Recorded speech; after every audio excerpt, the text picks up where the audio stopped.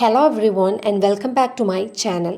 ഇന്ന് നമ്മൾ നോക്കാൻ പോകുന്നത് ടെഡ് ഹ്യൂസ് എഴുതിയിട്ടുള്ള വ്യൂ ഓഫ് എ പിഗ് എന്ന് പറയുന്ന ഒരു പോമാണ്. പോയത്തിലേക്ക് കടക്കുന്നതിന് മുന്നേ ടെഡ് ഹ്യൂസിനെ കുറിച്ച് നോക്കാം. ടെഡ് ഹ്യൂസ് എന്ന് പറയുന്നത് ഒരു ഇംഗ്ലീഷ് പോയിറ്റാണ്, ഒരു ട്രാൻസ്ലേറ്ററാണ് ആൻഡ് ഓൾസോ അദ്ദേഹം ഒരു ചിൽഡ്രൻസ് റൈറ്റർ കൂടെയാണ്. 1984 അദ്ദേഹം പോയിറ്റ് ലോറിയേറ്റ് ആയിട്ട് അപ്പോയിൻറ്റ് ചെയ്യപ്പെട്ടിട്ടുണ്ട്. മാത്രമല്ല അദ്ദേഹം വിവാഹം കഴിച്ചത് ഫേമസ് ആയിട്ടുള്ള ഒരു ഇംഗ്ലീഷ് റൈറ്ററെ തന്നെയാണ്, സിൽവിയ പ്ലാത്ത്. അദ്ദേഹത്തിനെ ഒരു എനിമൽ പോയറ്റ് എന്ന് പറയപ്പെടുന്നുണ്ട്. കാരണം അദ്ദേഹത്തിൻ്റെ വർക്ക്സിൽ എനിമൽസിനെ ഇൻക്ലൂഡ് ചെയ്തിട്ടുണ്ട്. അദ്ദേഹത്തിനെ എ പോയിറ്റ് ഓഫ് വയലൻസ് എന്നുകൂടെ അറിയപ്പെടുന്നുണ്ട്. അദ്ദേഹത്തിൻ്റെ റൈറ്റിങ്സിൽ കൂടുതലും നമുക്ക് നേച്ചറിനെ കുറിച്ചും എനിമൽസിനെ കുറിച്ചും കാണാനായിട്ട് സാധിക്കും. നമുക്ക് പഠിക്കാനുള്ള ഈ ഒരു poem view of a pig എന്ന് പറയുന്നത് പോയറ്റ് ഒരു ഡെഡ് പിഗിനെ കാണുന്ന സമയത്ത് പോയറ്റിൻ്റെ ഉള്ളിലൂടെ കടന്നു പോകുന്ന തോട്ട്സിനെയും ഫീലിങ്സിനെയും ഒരു പോയമാക്കിയിട്ട് അദ്ദേഹം മാറ്റുകയാണ്. ടൈറ്റിൽ പറയുന്നത് പോലെ തന്നെ ഈ ഒരു പോം എന്ന് പറയുന്നത് ഒരു ഡെഡ് പിഗിനെ കാണുമ്പോഴുള്ള ആ ഒരു ഡെഡ് പിഗിൻ്റെ വ്യൂവിനെ കുറിച്ചാണ് ഈ ഒരു പോയത്തിൽ ഉടനീളം നമുക്ക് കാണാനായിട്ട് സാധിക്കുന്നത്. ഈ ഒരു പോയത്തിൽ നമ്മളുടെ സ്പീക്കർ ഈ ഡെഡ് ആയിട്ടുള്ള പിഗിനെ നോക്കിക്കാണുന്ന ഒരു ഒബ്സർവറായിട്ട് മാറുകയാണ്. എങ്ങനെയാണ് ഈ ഒരു പിഗിനെ മരണശേഷം ഒരു ഭക്ഷ്യവസ്തുവായിട്ട് മാറ്റപ്പെടുന്നത് എന്ന് നമുക്ക് ഈ ഒരു കവിതയിൽ കാണാനായിട്ട് സാധിക്കും. മാത്രമല്ല നേച്ചറിന് എതിരെയായിട്ട് മനുഷ്യൻ നടത്തുന്ന ക്രുവാലിറ്റീനെ നമുക്ക് ഈ ഒരു പോയത്തിലൂടെ തൊട്ടറിയാനായിട്ട് സാധിക്കും. ഇനി നമുക്ക് പോയത്തിലേക്ക് കടക്കാം. The pig lay on a barrow dead. It weighed, they said, as much as 3 men. ഇവിടെ നമ്മളുടെ പിഗിനെ ഡിസ്ക്രൈബ് ചെയ്തത് റീഡേഴ്സിൻ്റെ അറ്റൻഷൻ പിടിച്ചു പറ്റാണ്. ഈ ഒരു പിഗ് ഇവിടെ ഡെഡ് ആയിട്ടുണ്ട് ആൻഡ് ഈ ഒരു പിഗ് മരണശേഷം ഒരു ഭക്ഷ്യവസ്തുവായിട്ട് മാറുകയാണ്. അല്ലെങ്കിൽ ഈ ഒരു പിഗിനെ വെറൊരു ഒബ്ജക്റ്റ് ആയിട്ടാണ് ഇവിടെ കൺസിഡർ ചെയ്യുന്നത്. ആ ഒരു ഡെഡ് ആയിട്ടുള്ള പിഗിൻ്റെ വെയിറ്റ് എന്ന് പറയുന്നത് 3 മനുഷ്യന്മാരുടെ ഒരു വെയിറ്റാണ്. അത്രത്തോളം ഭാരമുള്ള ഒരു പിഗാണ് ഇവിടെ ഡെഡ് ആയിട്ട് കിടക്കുന്നത്. It's ice closed, pink white eyelashes. നമ്മളുടെ ഈ ഡെഡ് ആയിട്ടുള്ള പിഗിൻ്റെ കണ്ണ് അല്ലെ ഐസിനെയാണ് ഇവിടെ വർണ്ണിക്കുന്നത്. ആ ഐസ് അവിടെ ക്ലോസ്ഡ് ആണ് ആൻഡ് ഐലാഷസ് എന്ന് പറയുന്നത് ഒരു പിങ്ക് വൈറ്റ് നിറത്തിലാണ് ഉള്ളത്. It's trotters struck straight out. Trotters എന്ന് പറഞ്ഞാൽ പിഗിൻ്റെ കാലാണ്. ഇവിടെ നമ്മളുടെ പിഗ് കിടക്കുന്ന ഒരവസ്ഥയാണ് ഈ വരിയിലൂടെ കാണിക്കുന്നത്. പിഗ് കിടക്കുന്ന ഈ ഒരു അവസ്ഥ എന്ന് പറയുന്നത് വളരെ ദയനീയമായിട്ടാണ്. Such weight and thick pink bulk set in death seemed not just dead.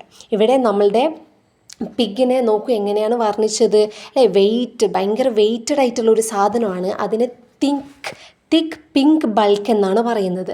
ഈ ഒരു പിഗിനെ ഒരു സാധനമായിട്ട്, ഒരു ജീവനുള്ള വസ്തുവിനേക്കാൾ ഉപരി മറ്റെന്തോ ഒരു ഒബ്ജക്റ്റായിട്ടാണ് ഇവരൊക്കെ ചിത്രീകരിച്ചിരിക്കുന്നത്. It's death seemed not just dead. ആ ഒരു പിഗിൻ്റെ ഡെത്തിനെ വെറും ഒരു ഡെത്തെന്ന് നമുക്ക് പറയാൻ പറ്റില്ല എന്നാണ് പറയുന്നത്. It was less than lifeless further of. അതിനെ വെറും ഒരു ലൈഫ്ലെസ് ആയിട്ടുള്ള ഒരു ഒബ്ജക്റ്റ് എന്ന് മാത്രം നമുക്ക് പറഞ്ഞുകൂടാ. അതിനേക്കാളും ദയനീയമായ ഒരു അവസ്ഥയാണ് ആ ഒരു ഡെഡ് പിഗിൻ്റെ എന്നാണ് പറയുന്നത്. It was like a sack of wheat. ഈ ഒരു പിഗിനെ ഒരു സാക്ക് ഓഫ് വീറ്റ് ആയിട്ടാണ് പറയുന്നത്. ഒരു ഭക്ഷ്യവസ്തുവിനോടാണ് നമ്മളുടെ ഈ ഒരു പിഗിനെ കമ്പയർ ചെയ്തിട്ടുള്ളത്.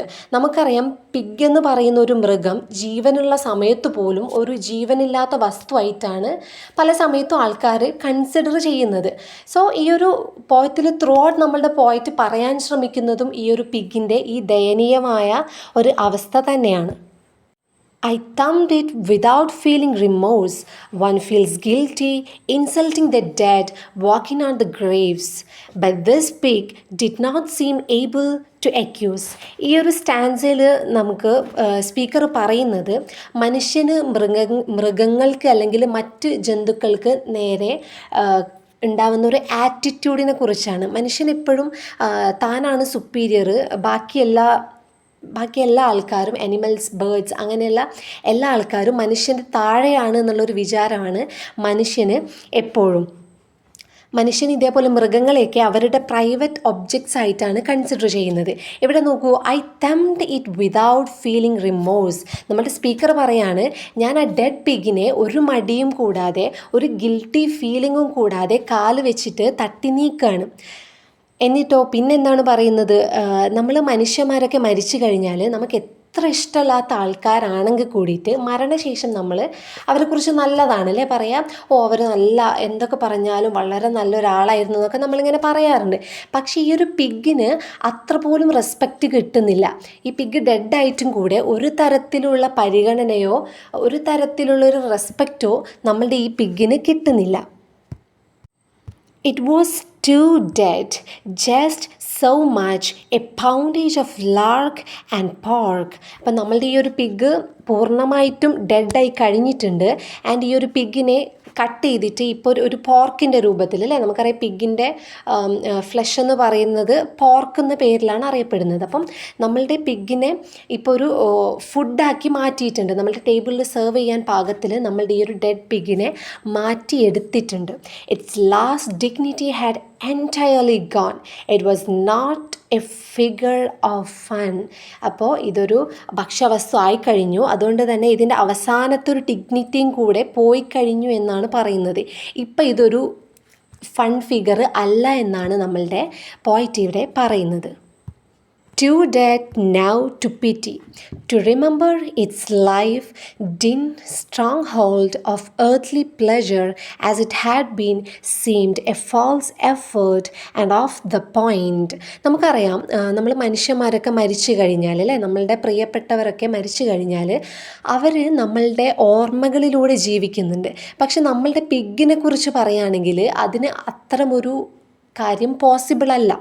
നമ്മളുടെ പിഗിൻ്റെ ലൈഫ് എടുത്ത് നോക്കുകയാണെങ്കിൽ, ലൈഫിനെ കുറിച്ച് ആലോചിച്ച് നോക്കുകയാണെങ്കിൽ അതിൻ്റെ ജീവിതത്തിൽ അത് ഡെഡ് ആവുന്നതിന് മുന്നേയുള്ള പ്രീവിയസ് ലൈഫിൽ അതിൻ്റെ പ്ലെഷറിനെ കുറിച്ച് നമുക്ക് ആലോചിക്കുകയാണെങ്കിൽ അതിലൊരു കാര്യവുമില്ല, അതൊരു ഫോൾസ് എഫേർട്ടായിരിക്കും എന്നാണ് പറയുന്നത്. കാരണം ജീവനോടെ ഉള്ള സമയത്ത് പോലും നമ്മൾ പിഗിന് ഒരു ജീവനുള്ള വസ്തുവായിട്ടോ അല്ലെങ്കിൽ അങ്ങനെ ഒരു പരിഗണനയും നമ്മൾ മനുഷ്യന്മാർ കൊടുക്കുന്നില്ല. അതുകൊണ്ട് തന്നെ അതിന് ഇത്തരത്തിലുള്ള മനുഷ്യന്മാർക്ക് കിട്ടുന്ന ഒരു തരത്തിലുള്ള പരിഗണനയും അല്ലെങ്കിൽ മറ്റ് അനിമൽസിന് കിട്ടുന്ന അത്ര പരിഗണന പോലും നമ്മളുടെ ഈ ഒരു പിഗിന് കിട്ടുന്നില്ല എന്നാണ് ഇവിടെ പറയുന്നത്. Too deadly factual, its weight oppressed me. How could it be moved? And the trouble of cutting it up. The gash in its throat was shocking but not pathetic. ഇവിടെ നമ്മളുടെ ഈ ഒരു പിഗ് ഒരു ഒബ്ജക്റ്റ് ഓഫ് ഫുഡായിട്ട് മാറിക്കഴിഞ്ഞു. And ഇവിടെ ഇപ്പോൾ അതിൻ്റെ ഒരു വെയ്റ്റിനാണ് പ്രാധാന്യമുള്ളത്. അത് എന്താ പറയുക, ശരിക്കും ഒപ്രസിങ് ആണ് എന്നാണ് പറയുന്നത്. നമ്മൾ പറഞ്ഞു ഈ ഒരു പിഗിൻ്റെ വെയിറ്റ് എന്ന് പറയുന്നത് 3 മനുഷ്യന്മാരെ ചേർത്ത് വെച്ചാൽ ഉണ്ടാവുന്ന ഒരു വെയിറ്റാണ്. അപ്പം ഇതിനെ കട്ട് ചെയ്യണമെങ്കിലൊക്കെ ഭയങ്കര ബുദ്ധിമുട്ടാണ്.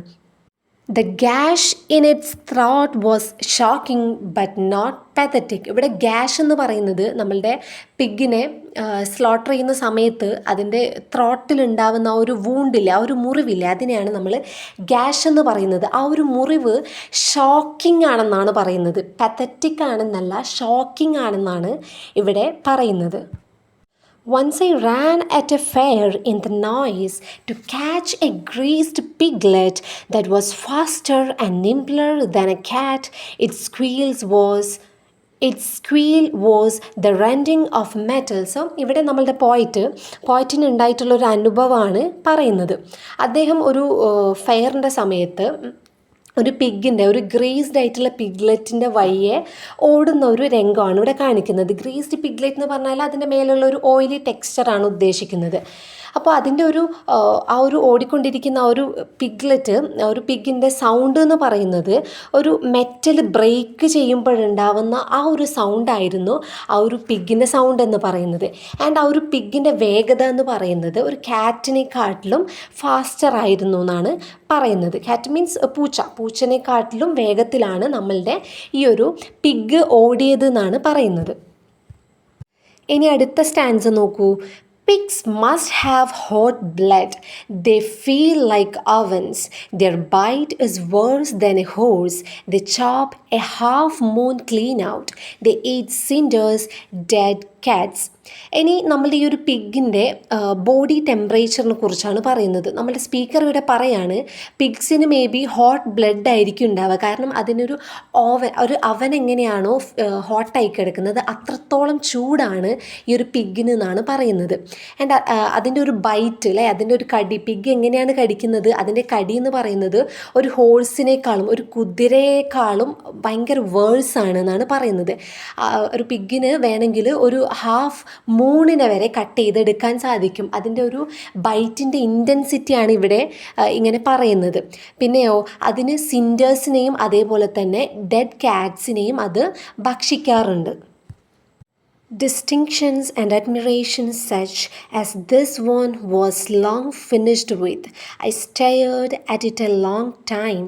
They were going to scald it and saw it like a doorstep. അപ്പോൾ ഈ ഒരു അവസാനത്തെ ഈ ഒരു സ്റ്റാൻസിൽ പറയുന്നത് നമ്മളുടെ ഈ ഒരു പിഗ് കംപ്ലീറ്റ് ആയിട്ടും ഡെഡായി കഴിഞ്ഞിട്ടുണ്ട്. അതിൻ്റെ ഒരു എൻഡ് എന്ന് പറയുന്നത് അല്ലേ, അതൊരു റിയാലിറ്റി ആയിട്ട് മാറുകയാണ് അവസാനമാകുമ്പോഴേക്കും.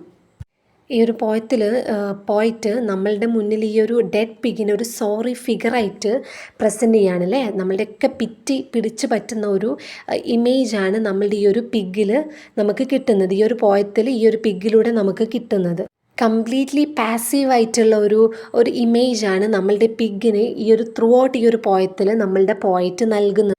പിന്നെ ഈ ഒരു പോയത്തിൽ വെറും ഈ ഒരു ഡെഡായിട്ടുള്ള പിഗിൻ്റെ മാത്രം ഫെയിലിയറിനല്ലേ തോൽവിയല്ല കാണിക്കുന്നത്, മറിച്ച് ഇതൊക്കെ നോക്കി നിൽക്കേണ്ടി വരുന്ന നമ്മളുടെ പോയറ്റിൻ്റെ ഒരു നിസ്സഹായമായ അവസ്ഥ, പോയറ്റിൻ്റെ ഒരു ഫെയിലിയർ കൂടെയാണ് ഈ ഒരു പോയത്തിൽ അദ്ദേഹം കാണിക്കുന്നത്. നമ്മളുടെ പിഗിന് ഈ ഒരു പോയത്തിൽ ഒരു സബ്ജക്റ്റ് പൊസിഷൻ അല്ല കിട്ടുന്നത്, മറിച്ച് ഒരു ഒബ്ജക്റ്റിഫൈഡ് ആയിട്ടുള്ള ഒരു സാധനമായിട്ട് മാറാണ്. കാരണം ഒരു ജീവനുള്ള വസ്തുവിനെ വെറും ഒരു ഒബ്ജക്റ്റ് ഓഫ് ഫുഡായിട്ടാണ് ഈ ഒരു കവിതയിൽ കാണിക്കുന്നത് അല്ലേ. അപ്പം ഇതിനെ ഒരു ഒബ്ജക്റ്റിഫൈഡ് ആയിട്ടുള്ള ഒരു മ്യൂട്ടായിട്ടുള്ള അല്ലെങ്കിൽ വോയിസ്ലെസ് ആയിട്ടുള്ള ഒരു സാധനമായിട്ടാണ് ഈ ഒരു പോയത്തിൽ ഉടനീളം കാണപ്പെടുന്നത്. ഈ ഒരു പോയത്തിൽ നമ്മളുടെ പോയിറ്റ് ഈ ഒരു ഡെഡ് പിഗിന് നേരെ സിമ്പതി കാണിക്കുന്നതായിട്ടാണ് നമുക്ക് മനസ്സിലാവുന്നത്. ഒരു വണ്ടറിന് പകരം അല്ലെങ്കിൽ ഒരു അഡ്മിറേഷന് പകരം ഒരു കൈൻഡ് ഓഫ് സിമ്പതിയാണ് നമ്മളുടെ പോയിറ്റ് ഇവിടെ നൽകുന്നത്. ഈ ഒരു സോറോ നോട്ടിലൂടെ നമ്മളുടെ പോം ഇവിടെ എൻഡ് ചെയ്യാണ്. ഈ ഒരു പോയത്തിൻ്റെ ഒരു ഉള്ളടക്കം എന്ന് പറയുന്നത് നമ്മൾ പറഞ്ഞ പോലെ തന്നെ ഒരു ഡെഡ് പിഗിനെ നോക്കിക്കാണുന്ന ഒരു സ്പീക്കർ എങ്ങനെയാണ് മനുഷ്യന് മൃഗങ്ങളെയും നേച്ചറിനെയൊക്കെ ചൂഷണം ചെയ്യുന്നത്, അത്തരം കാര്യങ്ങളാണ് ഈ ഒരു പോയത്തിൽ നമ്മളുടെ ഫേമസ് ആയിട്ടുള്ള പോയറ്റ് എഡ് ഹ്യൂസ് ഇവിടെ ഡിസ്കസ് ചെയ്യുന്നത്. സോ ഇത്രയാണ് നമ്മളുടെ ഈ ഒരു പോയത്തിൻ്റെ സമ്മറി വരുന്നത്. Thank you so much for watching.